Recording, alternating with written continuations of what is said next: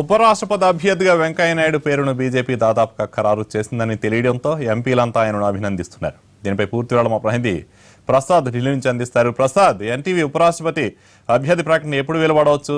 ఇక వెంకయ్యనాయుడికి అందరూ శుభాకాంక్షలు తెలుపుతుందని తెలుస్తుంది, వివరాలేంటి?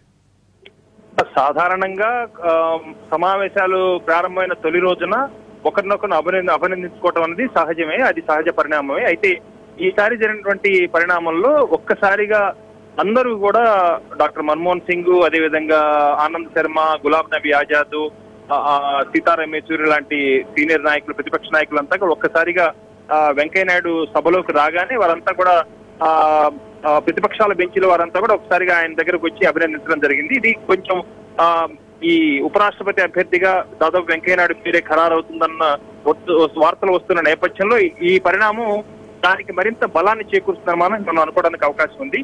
ఆ తర్వాత కొద్ది నిమిషాలకి పాలవై గోవర్ధన్ రెడ్డి, అదేవిధంగా మరొక ఎంపీ కూడా మరణించడంతో సభ ఆ సభ్యులకు నివాళులర్పించి వెంటనే వాయిదా పడింది. 5 నిమిషాల తర్వాత సభ వాయిదా పడిన తర్వాత అధికార పార్టీ చెందినటువంటి ఎంపీలంతా కూడా ఒక్కసారిగా వెంకయ్యనాయుడు దగ్గరికి వచ్చి అభినందనలు తెలియజేయడంతో దాదాపుగా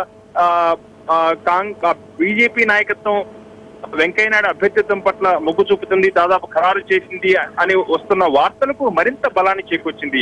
ఈ నేపథ్యంలోనే భారతీయ జనతా పార్టీ నాయకత్వంలోని ఎన్డీఏ కూటమి అభ్యర్థి, ఉపరాష్ట్రపతి అభ్యర్థిగా వెంకయ్యనాయుడు పేరు ఖరారైనట్టుగా చాలా స్పష్టంగా మనం అర్థం చేసుకోవడానికి అవకాశం ఉంది.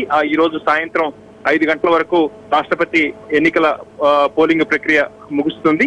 ఆ తర్వాత సాయంత్రం 6 గంటలకు బీజేపీ పార్లమెంటరీ బోర్డు, అధికార పార్టీలో అత్యంత విధాన నిర్ణాయక సంఘం, హైయెస్ట్ డెసిషన్ బాడీ, ఈ రోజు సాయంత్రం 6 గంటలకు సమావేశమవుతుంది. ఈ సమావేశంలో పూర్తి స్థాయిలో చర్చించడం, అదేవిధంగా ఆ బోర్డులో మెంబర్ గా ఉన్నటువంటి వెంకయ్యనాయుడు కూడా హాజరవుతారు కాబట్టి తన అభిప్రాయాన్ని కూడా చెప్పుకోవడానికి అవకాశం ఉంది.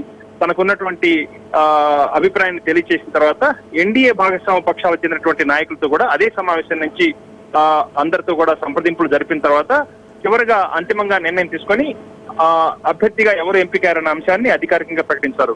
ఈ మొత్తం అధికారికంగా జరిగే ఈ ప్రక్రియ అంతా కూడా జరుగుతుంది. అయితే ఇప్పటికే అటు బీజేపీ మానసికంగా కానీ, ఇటు ఎన్డీఏ కూటమి సభ్యులు కానీ, ప్రతిపక్ష సభ్యులు కానీ వీరంతా కూడా కాబోయే ఉపరాష్ట్రపతి వెంకయ్యనాయుడు, అదేవిధంగా ఎన్డీఏ ఉపరాష్ట్రపతి అభ్యర్థి వెంకయ్యనాయుడు అనే ఒక నిశ్చితమైనటువంటి అభిప్రాయానికి వచ్చినట్టుగా పార్లమెంట్ లో ఏ ఒక్క ఎంపీని కలిసినా గానీ అదే అభిప్రాయం వెలువడుతుంది. కాబట్టి బీజేపీ నేతృత్వంలోని ఎన్డీఏ కూటమి ఉపరాష్ట్రపతి అభ్యర్థిగా వెంకయ్యనాయుడు పేరు ఖరారు కావడం ఖాయం. అదేవిధంగా అధికారికంగా కూడా 6 గంటల ప్రాంతంలో ప్రకటించేందుకు ఎక్కువ, దాదాపు 100% అవకాశాలు ఉన్నాయని మనం గట్టిగా చెప్పుకోవచ్చు. Thank you Prasad.